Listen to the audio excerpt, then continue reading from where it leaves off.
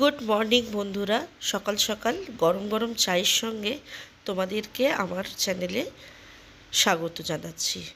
দিনটা ছিল রবিবার, তো চাটা খেয়ে শিবাইকে চান করিয়ে দিয়েছি। এত সুন্দরভাবে যে টাইমটা অ্যাডজাস্ট করেছিলাম যাতে আজকে দুপুরবেলা ভাত না খেতে হয়, মানে প্ল্যান মাফিকই আমরা কি খাবো সিলেক্ট করে নিয়েছিলাম। মাছে ভাতে বাঙালি হলেও কন্টিনেন্টাল খাবার মাঝে মাঝে মন্দ লাগে না। তো আমরা ভেবেছিলাম রবিবার দিন এমনিতেই বেলা করে ওঠা হয়, তো আমরা 10টা নাগাদ চা বিস্কুট যদি খাই, 11:30 নাগাদ এই কন্টিনেন্টাল খাবারটা খাবো, যাতে বিকেলে একটু ঝালমুড়ি টাইপের কিছু খেতে পারি, তারপর রাতে দেখা যাবে। তো দেখো, আমি আলু, গাজর, কড়াইশুঁটি আর একটু সুইট কর্ন নিয়ে নিয়েছি। তো বেবিকর্ন থাকলেও দিতে পারো, ব্রোকলি থাকলেও দিতে পারো, বিনস, ক্যাপসিকাম আর একটু পনিরও তোমরা অ্যাড করতে পারো। আমি যদিও এত কিছু করিনি, ঘরে যেগুলো অ্যাভেলেবেল ছিল সেগুলোই দিলাম। অলিভ অয়েলে রান্নাটা করলে ভালো হতো, কিন্তু কড়ার মধ্যে আমি দিয়ে দিলাম একটুখানি হোয়াইট অয়েল আর বাটার। তো দেখো, কিছুই করবো না, সবজিগুলো দিয়ে একটুখানি সটে করে নেবো, ওপর থেকে একটুখানি লঙ্কা দিয়ে নেবো, আর সিওয়াইটটা তুলে নেওয়ার পর বেশ খানিকটা গোলমরিচ দিয়ে নিলাম, কারণ সর্দি হয়েছে সবাইরই, কারুর কম কারুর বেশি। আর মটরশুঁটিও দিয়ে দিয়েছিলাম যাতে ঝাল ঝাল প্রত্যেকেরই ভালো লাগে। তো এই ছিল আমাদের আজকে লাঞ্চ। তো দেখো, সটেটা করে নিলাম, আর সঙ্গে করেছিলাম অমলেট, পেঁয়াজ দিয়েছিলাম, কাঁচা লঙ্কা, আর যদি ইচ্ছে করে একটু রেড কালারের বেল পেপারও তোমরা অ্যাড করতে পারো। তো আমি একটু সাদা সাদা অমলেট খেতে ভালোবাসি, কিন্তু কাঁচা নয়।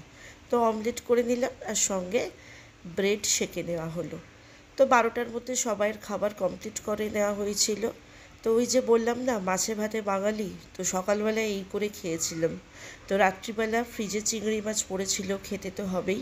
তো ডিসাইড করলাম একদম সিম্পল খাবার করি, পরের দিন দোল ছিল, আর তো দোলের দিনকেও ভালো মন্দ খাবার খেতে হবে।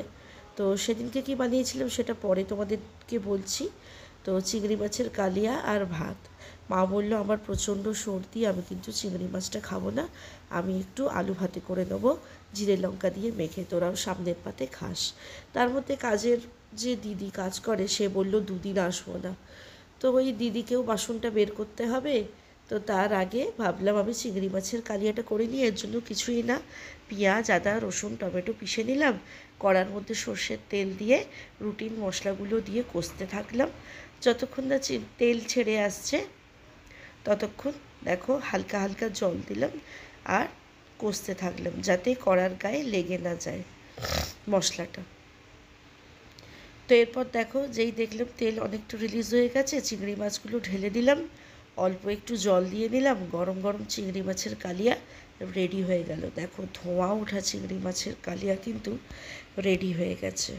তো রাত্রিবেলা গরম ভাত আর আলু ভাতেটা মাই করে নিয়েছিল, আমি চিংড়ি মাছ অবধি করেই স্থগিত দিয়েছিলাম।